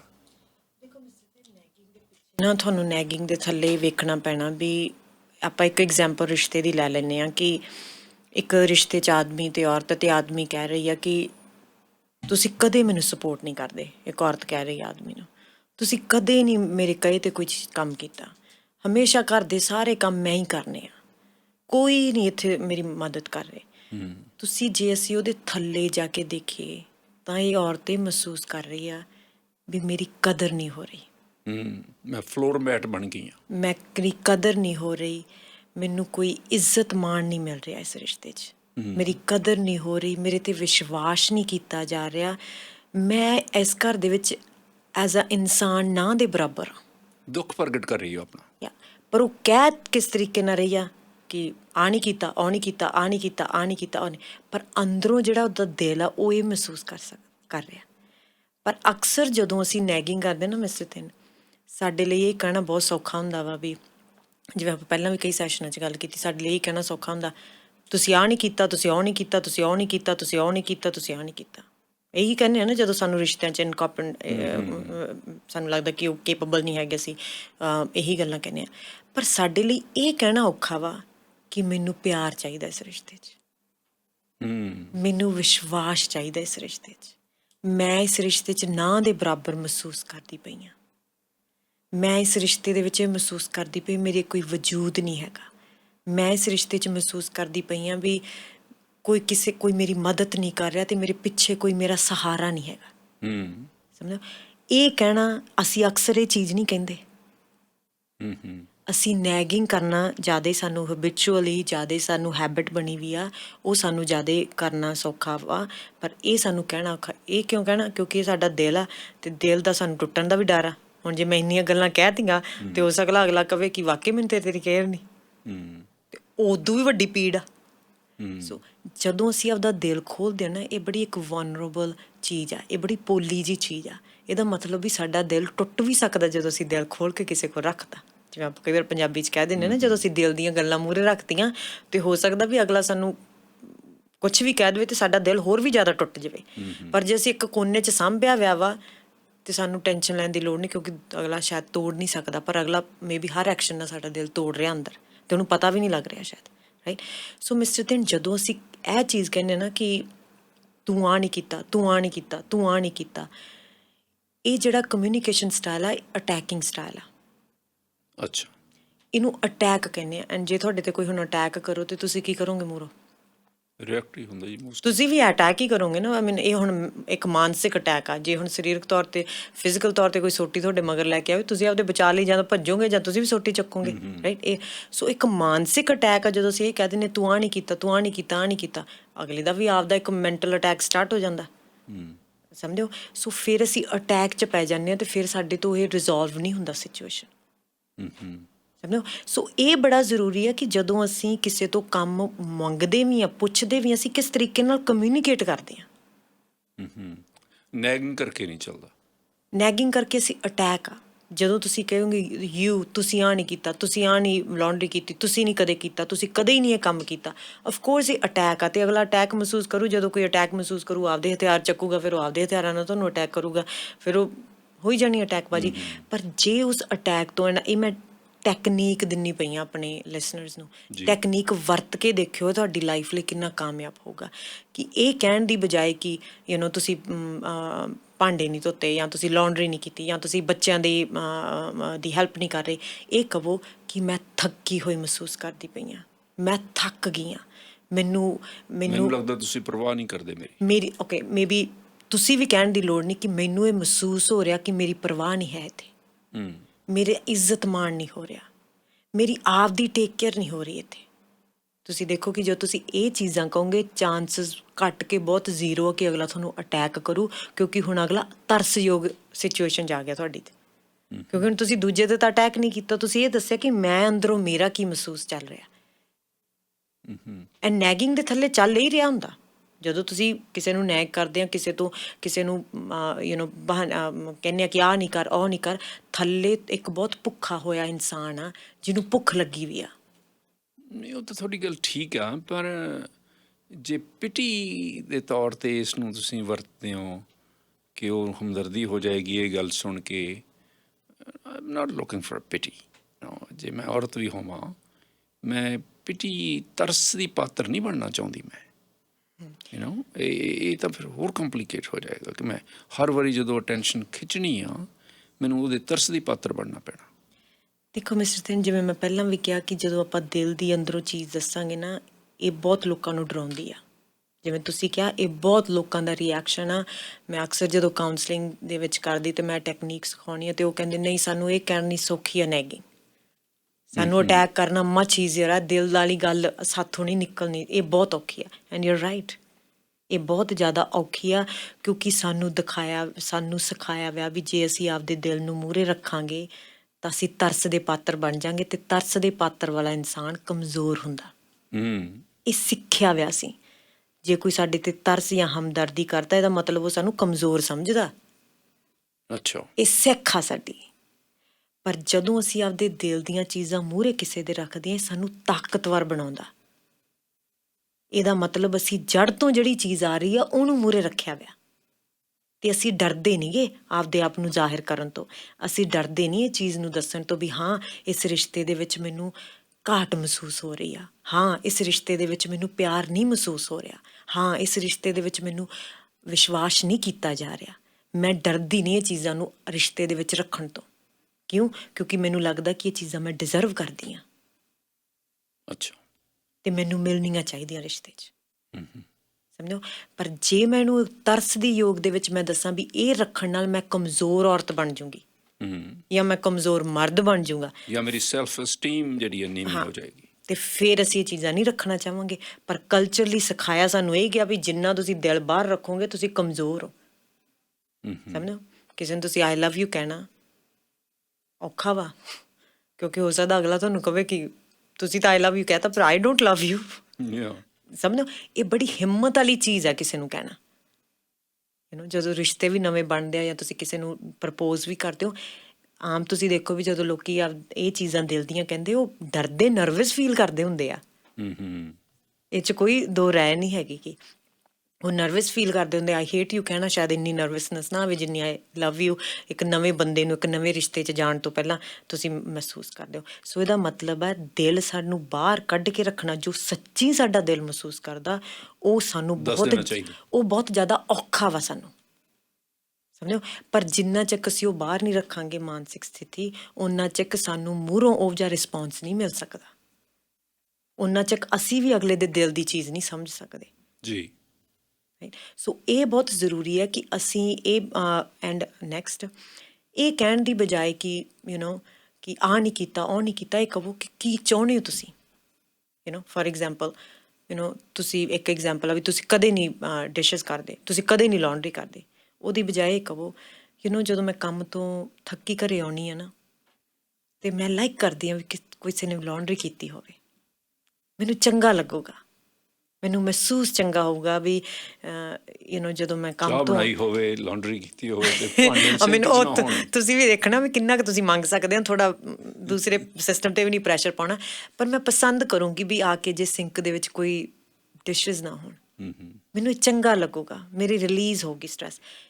ਤੁਸੀਂ ਦੇਖੋ ਵੀ ਇਹ ਕਹਿਣ ਨਾਲ ਥੋੜ੍ਹਾ ਦਿਮਾਗ ਜ਼ਿਆਦਾ ਵਰਤਣਾ ਪੈਂਦਾ, ਪਰ ਇਹ ਕਹਿਣ ਨਾਲ ਕੀਤਾ। ਜਦੋਂ ਮੈਂ ਘਰੇ ਆਉਣੀ, ਕੁਛ ਨਹੀਂ ਕੀਤਾ ਹੁੰਦਾ, ਕੋਈ ਕੰਮ ਨਹੀਂ ਕੀਤਾ ਹੁੰਦਾ। ਸਮਝੋ। ਇਹ ਜਿਸ ਤਰੀਕੇ ਨਾਲ ਤੁਸੀਂ ਮੰਗ ਰਹੇ ਹੋ, ਉਸ ਤਰੀਕੇ ਨਾਲ ਤੁਹਾਨੂੰ ਚੀਜ਼ ਨਹੀਂ ਮਿਲਣੀ ਮੋਰੋਂ। ਤਰੀਕਾ ਬਦਲਣਾ ਪੈਣਾ ਹੈ। ਤਰੀਕਾ ਬਦਲਣਾ ਪੈਣਾ ਤਾਂ ਜੋ ਸਾਡੀ ਮੰਗ ਪੂਰੀ ਹੋ ਸਕੇ। ਬਾਕੀ ਕਿਸੇ ਵੀ ਚੀਜ਼ ਨੂੰ ਜਦੋਂ ਸਿੱਖਣ ਵਾਸਤੇ ਟਾਈਮ ਲੱਗਦਾ, ਚਾਹੇ ਤੁਸੀਂ ਉਹ ਬੱਚੇ ਨੂੰ ਕਰ ਰਹੇ ਹੋ, ਚਾਹੇ ਤੁਸੀਂ ਥੋੜ੍ਹਾ ਆਦਮੀਆਂ ਦੀ ਵੀ ਸਮਝੋ ਕਿ ਉਹ ਬਹੁਤ ਪਿੱਛੋਂ ਹੈ ਜੇ ਸਿਸਟਮ 'ਚੋਂ ਆ ਰਹੇ ਨੇ, ਕਿਉਂਕਿ ਉਹਨਾਂ ਨੇ ਆਪਦੀ ਮਦਰ ਤੋਂ ਮੰਗ ਕੇ ਪਾਣੀ ਪੀਤਾ ਗਲਾਸ। ਅਤੇ ਕਈ ਵਾਰ ਜਿਹੜਾ ਬਦਲਾਵ ਆ ਉਹ ਔਖਾ ਵਾ, ਪਰ ਜੇ ਥੋੜ੍ਹਾ ਜਿਹਾ ਤੁਸੀਂ ਧੀਰਜ ਰੱਖੋ, ਹੌਲੀ ਹੌਲੀ ਬਦਲਾਵ ਆ ਵੀ ਜਾਂਦਾ ਵਾ। ਆਇਆ ਹੋਇਆ ਵੀ ਮੈਂ ਰਿਸ਼ਤਿਆਂ 'ਚ ਵੇਖਦੀ ਵੀ, ਅਸੀਂ ਵੀ ਆਪਦੀ ਕਾਉਂਸਲਿੰਗ ਪ੍ਰੈਕਟਿਸ ਦੇ ਵਿੱਚ ਇਹ ਰੋਜ਼ ਚੀਜ਼ਾਂ ਵੇਖੀ ਦੀਆਂ। ਪਰ ਬਹੁਤ ਜ਼ਿਆਦਾ ਇੱਕੋ ਦਮ ਫਿਕਸ ਨਾ ਕਰੋ, ਪਰ ਜੇ ਤੁਸੀਂ ਵੀ ਜ਼ਿਆਦਾ ਕੇਅਰ ਟੇਕਰ ਰੋਲ 'ਚ ਆ, ਥੋੜ੍ਹਾ ਸਟੈਪ ਬੈਕ ਕਰੋ। ਐਂਡ ਅਕਸਰ ਜਦੋਂ ਮੈਂ ਮਦਰਸ ਨੂੰ ਕਹਿੰਦੀ ਹਾਂ ਨਾ ਵੀ ਕੋਈ ਚੀਜ਼ ਤੁਸੀਂ ਜਾਂ ਉਹਨਾਂ ਨੂੰ ਕਿਸੇ ਨੂੰ ਸਿਖਾਉਣੀ ਆ ਵੀ ਤੁਸੀਂ ਕਿਚਨ 'ਚ ਨਹੀਂ ਅੱਜ ਵੜਨਾ, ਅਤੇ ਉਹ ਕਹਿੰਦੇ ਵੀ ਸਾਨੂੰ ਤਾਂ ਅੰਦਰੋਂ ਐਂਗਜ਼ਾਈਟੀ ਹੋਣ ਲੱਗ ਜਾਂਦੀ ਆ, ਸਾਨੂੰ ਨਰਵਸਨੈਸ ਹੋਣ ਲੱਗ ਜਾਂਦੀ ਵੀ ਕਿਚਨ 'ਚ ਮੇਰਾ ਵੀ ਇਹ ਸਾਰੇ ਤੁਰੇ ਫਿਰਦੇ ਆ ਅਡਲਟ, ਅਤੇ ਪਰ ਖਾਣਾ ਇਹਨਾਂ ਦੇ ਅੰਦਰ ਨਹੀਂ ਜਾ ਰਿਹਾ ਗਾ। ਔਰਤਾਂ ਲਈ ਵੀ ਔਖਾ ਵਾ। ਆਪਦੇ ਲਈ ਮੈਂ ਕਈ ਵਾਰ ਕਹਿੰਦੀ ਵੀ ਤੁਸੀਂ ਆਪਦੇ ਲਈ ਇੱਕ ਦਿਨ ਔਫ ਲਵੋ, ਉਹ ਦਿਨ ਨਹੀਂ ਆਫ ਲੈ ਸਕਦੀਆਂ। ਜਾਂ ਆਪਣੇ ਲਈ ਰੱਖੋ ਸਮਾਂ। ਆਪਣੇ ਲਈ ਇੱਕ ਦਿਨ ਇੱਕ ਮੰਥ ਦੇ ਵਿੱਚ ਆਪਣੇ ਲਈ 4 ਘੰਟੇ ਕੱਢੋ ਜਿੱਥੇ ਤੁਹਾਨੂੰ ਇਹ ਨਾ ਫਿਕਰ ਹੋਵੇ ਵੀ ਮੈਂ ਪਿੱਛੇ ਕੀ ਕਿਸੇ ਲਈ ਖਾਣ ਲਈ ਬਣਾ ਕੇ ਆਈ ਹਾਂ। ਉਹ ਵੀ ਉਹਨਾਂ ਲਈ ਔਖਾ ਵਾ 4-5 ਘੰਟੇ, ਉਹ ਵੀ ਉਹਨਾਂ ਦਾ ਫੋਨ ਕੌਨਸਟੈਂਟ ਨਹੀਂ ਹੁੰਦਾ ਮੇਰੇ ਸਾਡੇ ਘਰ ਦੇ ਵਿੱਚ ਫੂਡ ਬਣ ਗਿਆ ਖਾ ਲਿਆ। ਸੋ ਕੇਅਰ ਟੇਕਿੰਗ ਦੇ ਰੋਲ ਤੋਂ ਥੋੜ੍ਹਾ ਜਿਹਾ ਪਿੱਛੇ ਆਓ ਅਤੇ ਲੋਕ ਇਹ ਬਿਲੀਵ ਕਰੋ ਵੀ ਮੇਰਾ ਪਾਰਟਨਰ ਵੀ ਬਹੁਤ ਕੇਪੇਬਲ ਆ, ਉਹ ਬਹੁਤ ਵਧੀਆ ਅਡਲਟ ਆ, ਕੇਪੇਬਲ ਆ। ਜਦੋਂ ਤੁਸੀਂ ਲੋਕਾਂ 'ਤੇ ਵਿਸ਼ਵਾਸ ਕਰਨ ਲੱਗ ਜਾਂਦੇ ਹੋ ਆਪਦੇ ਆਪ ਮੂਹਰੇ ਆਉਣ ਲੱਗ ਜਾਂਦੇ ਆ। ਇੱਕ ਬੱਚੇ 'ਤੇ ਵਿਸ਼ਵਾਸ ਕਰਨ ਲੱਗ ਜਾਓ, ਗਰੋਸਰੀ ਸਟੋਰ ਨੂੰ ਨਾਲ ਲੈ ਜਾਓ ਵੀ ਇਹ ਬਹੁਤ ਸਿਆਣਾ ਬੱਚਾ ਵਾ ਅਤੇ ਚੰਗੀਆਂ ਚੀਜ਼ਾਂ ਗਰੋਸਰੀ 'ਚ ਰੱਖੂਗਾ ਅਤੇ ਤੁਸੀਂ ਦੇਖੋ ਕਿ ਉਹ ਮੂਹਰੇ ਤੁਹਾਡੇ ਜਾਊਗਾ। ਪਰ ਜਦੋਂ ਤੁਸੀਂ ਉਹਨੂੰ ਹਰ ਚੀਜ਼ ਤੋਂ ਟੋਕੋਗੇ ਅਤੇ ਉਹਦੇ 'ਚ ਉਹ ਪੈਦਾ ਹੀ ਨਹੀਂ ਹੋਣਾ ਕੇਪੇਬਲ। ਸੋ ਵਿਸ਼ਵਾਸ ਰੱਖੋ ਵੀ ਜਿਹੜੇ ਲੋਕਾਂ ਨਾਲ ਤੁਸੀਂ ਰਹਿ ਰਹੇ ਹੋ ਉਹਨਾਂ 'ਚ ਕੇਪੇਬਿਲਿਟੀ ਆ, ਉਹ ਬਹੁਤ ਕੁਝ ਸਿੱਖ ਸਕਦੇ ਨੇ, ਕੰਪੀਟੈਂਟ ਨੇ, ਬਹੁਤ ਕੰਪੀਟੈਂਟ ਨੇ। ਬਹੁਤ ਮਿਹਰਬਾਨੀ ਜੀ, ਤੁਹਾਡਾ ਬਹੁਤ ਸ਼ੁਕਰੀਆ। ਅਤੇ ਫੇਸਬੁੱਕ 'ਤੇ ਤੁਹਾਡੇ ਸੁਨੇਹਾ ਛੱਡਿਆ ਜਾ ਸਕਦਾ? ਹਾਂਜੀ, ਤੁਸੀਂ ਪਲਵਿੰਦਰ ਗਿੱਲ ਪੇਜ 'ਤੇ ਵੇਖ ਸਕਦੇ ਹੋ ਸਾਡੀਆਂ ਹੋਰ ਵੀ ਵੀਡੀਓਜ਼, ਮੈਸੇਜ ਛੱਡ ਸਕਦੇ ਹੋ, ਹੋਰ ਵੀ ਟੌਪਿਕ ਸਾਨੂੰ ਦੇ ਸਕਦੇ ਹੋ ਸੁਜੈਸ਼ਨ ਜਿਹੜੇ ਇੱਦਾਂ ਦੇ ਇਸ ਸ਼ੋਅ ਦੇ ਵਿੱਚ ਅਸੀਂ ਲੈ ਕੇ ਆਈਏ ਅਤੇ ਅਸੀਂ ਜ਼ਰੂਰ ਲੈ ਕੇ ਆਵਾਂਗੇ। ਥੈਂਕ ਯੂ, ਬਹੁਤ ਥੈਂਕ ਯੂ ਮਿਹਰਬਾਨੀ, ਜੀ। ਸ਼ੁਕਰੀਆ।